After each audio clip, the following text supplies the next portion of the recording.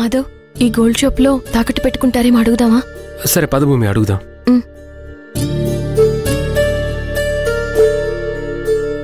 నమస్కారం సార్. నమస్కారం. కూర్చోండి సార్. పర్వాలేదు. ఏం కావాలి చెప్పండి సార్. మా దగ్గర ఓల్డ్ గోల్డ్ ఉంది. పర్వాలేదు సార్, పాతది ఇచ్చేసి కొత్త చూడండి సార్. మన దగ్గర లాట్ ఆఫ్ కలెక్షన్ ఉంది, సెలెక్ట్ చేసుకోండి మేడం. సార్ ఏమనుకోకపోతే ఆ గోల్డ్కి అమౌంట్ ఎంత వస్తుందో చెప్పగలరా? తాకట్టు పెడతారా, సేల్ చేయాలా? తాకట్టు పెడతాం సార్. సుమారుగా చూసుకుంటే గనక దీనికి ఒక 80,000 వరకు వస్తుంది సార్. సార్ ఒక 1 lakh వరకు ఏమైనా ఇవ్వగలరా? 1 lakh అంటే ఒక పాలసీ ఉంది సార్. 3 నెలల్లోపు వడ్డీతో సహా అసలు కడితే మీ గోల్డ్ మీకు రిటర్న్ అవుతుంది సార్. లేదంటే ఈ గోల్డ్ని సేల్ చేయడం జరుగుతుంది. అలాగే సార్. ఓకే, నాతో రండి, అమౌంట్ ఇస్తాను.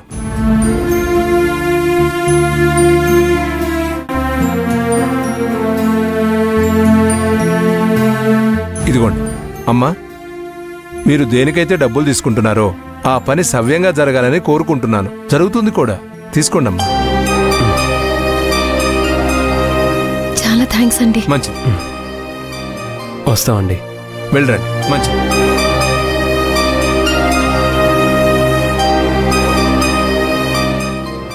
భూమి, బేగం బజార్ వెళ్ళి సరుకులేం కావాలో కొనేద్దాం. సరే పదండి వెళ్దాం.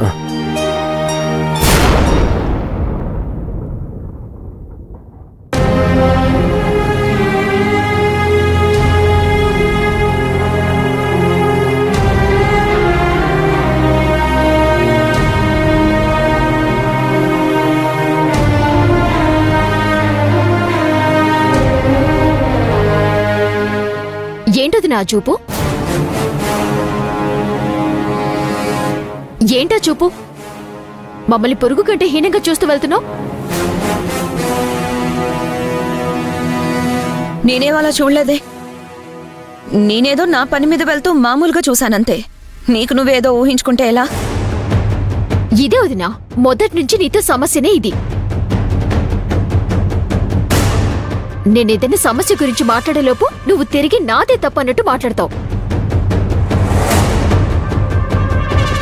ఇప్పుడు నన్ను ఒక్కదాన్నే కాకుండా రాఘవ బావని కూడా 10 మందితో మాటలు పడేలా చేస్తున్నావు. ఇంతవరకు ఎప్పుడు ఎవరితోనూ మాటలు పడని రాఘవ బావ నీ కారణంగా మాటలు పడాల్సి వస్తుంది. అలేఖ్య, నేనేం చేశాను? అబ్బే, నువ్వేం చేయలేదు వదినా. నువ్వు చాలా మంచిదానివి. పాపం మీకసలేం తెలీదు. మేమే పాపిస్టోళ్ళం. అసలు నీ నా మాట అన్నానా? నువ్వు ప్రత్యేకంగా అనక్కర్లేదు వదినా. నీ చూపుల్లో, నీ ప్రవర్తనలో అన్నీ అర్థమైపోతున్నాయి. నువ్వేం మాట్లాడాలన్నా సూటిగా మాట్లాడలేఖ్య. నీ వంకర మాటలు నాకు అర్థం కావట్లేదు. మమ్మల్ని ఎవరైనా తిడితే నీకు చాలా సంతోషంగా ఉంటుంది కదా. అయినా మేమేదో ఆ భూమిని, మాధవ్ని కావాలనే బలవంతంగా మెడపట్టి బయటికి గెంటినట్టు ఆ హరిప్రసాద్ అలా మాట్లాడతాడేంటి? సరే, ఆయనకంటే నిజం తెలీదు. ఆయన ఏదో అలా మాట్లాడాడే అనుకుందాం. కానీ మీకు అత్తయ్యకి తెలుసు కదా. మరి మీరెందుకు ఆయన అన్నేసి మాటలంటూ ఉంటే మొక్కుబడిగా మాట్లాడారు? జరిగిన విషయమేంటో ఆయనకి మీరైనా సర్ది చెప్పొచ్చు కదా. మాకేమైనా మాధవ్ అంటే కోపమా, లేదంటే భూమి అంటే కోపమా? వాళ్ళు బయటికి వెళ్లాలని మేమెందుకు కోరుకుంటాం? వాళ్ళంతట వాళ్లే వెళ్ళిపోయారు. ఆ మాటకొస్తే నేను మా బావ రోజు ఎంత బాధపడుతున్నామో మాకు తెలుసు.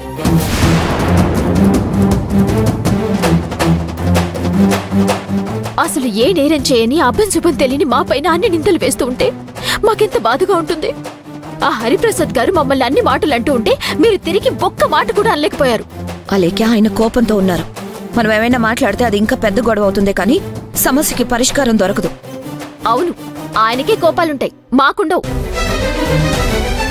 ఆయన ఎన్ని మాటలన్నా సరే మేం మాత్రం పడుతూ ఉండాలి. ఎందుకంటే మేము చీమునెత్తులు లేని వాళ్ళం కదా. ఇక్కడే అర్థమైపోతుంది రాఘవ బావ పైన మీకు ఎంత ప్రేముందో. అలేఖ్య, నువ్వు వేరు చేసి మాట్లాడి మమ్మల్ని వేరు చేయాలని చూడొద్దు. నేను కాదు వదినా వేరు చేసి మాట్లాడుతుంది. మీరే వేరు చేసి మాట్లాడి ప్రేమని పంచుతున్నారు. మీ తమ్ముళ్ళు ఇద్దరిని వేరువేరుగా చూస్తున్నారు.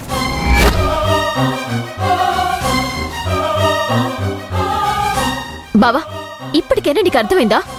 మహాలక్ష్మి వదినకి కానీ, మీ అమ్మగారికి కానీ, మీ నాన్నకి కానీ, ఇంట్లో ఎవరికైనా సరే నీకంటే ఆ మాధవ్ అంటేనే ఎక్కువ ఇష్టం, ప్రేమ. అంతేకాదు బావా, పెద్ద కోడలైన నాపైన రవ్వంత అభిమానం కూడా చూపించరు. అదే ఆ భూమిపైన అయితే మాత్రం ఎక్కడ లేని ప్రేమలు కురిపిస్తూ ఉంటారు. ఎందుకంటే ఆ భూమి గొప్పింటి నుంచి వచ్చింది, నేను ఏమీ తీసుకొని రాలేదు కదా. ఆ విధంగా భూమి ద్వారా మాధవ్కి చాలా ఆస్తి కలిసొస్తుంది. అదే నీకైతే ఏమీ రాదు కదా బావా. అందుకే మాధవ్ పైన అతి ప్రేమ కురిపిస్తూ నిన్ను కనీసం తమ్ముడుగా కూడా చూడటం లేదు. అలేఖ్యా, నువ్వు ఇంకొకసారి ఇలా మా గురించి వేరు చేసినట్టు మాట్లాడితే నేనేం చేస్తానో నాకే తెలీదు. చూసావా బావా, నీ ముందే నాకు వేలు చూపించి మాట్లాడుతోంది. అదే నువ్వు కనుక లేకపోయింటే ఈ పాటికి నన్ను కొట్టినా కొట్టేది. అర్థమవుతుందా బావ నీకు? అలేఖ్యా, అక్క నువ్వాగక్క. అది కాదు రాఘవ, తనలా మాట్లాడుతుంటే నువ్వు తనని కంట్రోల్ చేయాల్సింది పోయి అలా సైలెంట్ గా ఉంటావేంటి? దయచేసి ఈ టాపిక్ ఇంతటితో వదిలేనక్క. ఇప్పటికే నేను చాలా డిస్టర్బ్ లో ఉన్నాను. ప్లీజ్.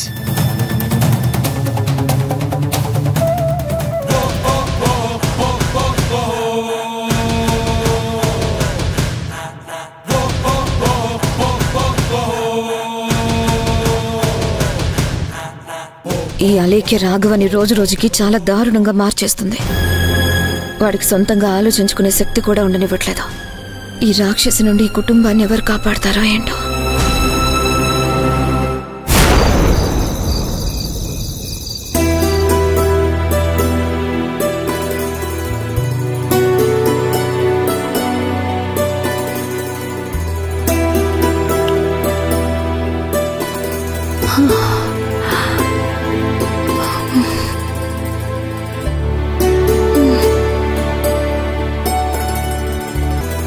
మనం అనుకున్నట్టుగా హోటల్కి వస్తువులు, కావలసిన పాత్రలు కొన్నాం. ఇక రేపు హోటల్ ఓపెన్ చేయడమే ఆలస్యం. హోటల్ ఓపెన్ చేయడం ఆనందంగానే ఉంది, కానీ ఇలా ఓపెన్ చేయడం బాధగా ఉంది. బాధ ఎందుకు? ఇప్పుడు ఏమైందని? మెడలో తాలిబొట్టు తాకట్టు పెట్టి హోటల్ పెడుతున్నాం కదా. ఇప్పుడు నువ్వు ఆలోచించాల్సింది పెట్టిన వస్తువు గురించి కాదు, పెట్టబోయే హోటల్ గురించి. ఎలా చెయ్యాలి, ఎంత కష్టపడాలి, చిన్న హోటలే పెట్టుకున్నా దాన్ని పెద్ద స్థాయికి ఎలా తీసుకువెళ్ళాలి, ఇది నువ్వు ఆలోచించాల్సింది. నీ కష్టం కోసం నా మెళ్ళో నుంచి తీసిన ఈ తాళిని రేపు నీ కష్టంతో 10 నా ఒంటి మీదకొస్తుంది. ఆ నమ్మకం నాకుంది. ఆ ధైర్యంతోటి నేను మెడలో నుండి ఆ తాళిని తీశాను. నువ్వు దాని గురించి ఆలోచించొద్దు. హోటల్ విషయంలో నీకెలాంటి అనుభవం లేదు భూమి. ఇన్నేళ్లు నా అనుభవం అంతా ఉపయోగించి మన హోటల్కి మంచి పేరు తీసుకొస్తాను.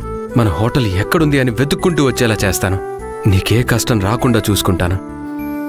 కష్టం నీ ఒక్కడిదే కాదు మాధవ్, నీతో పాటు నేను కూడా కష్టపడతాను.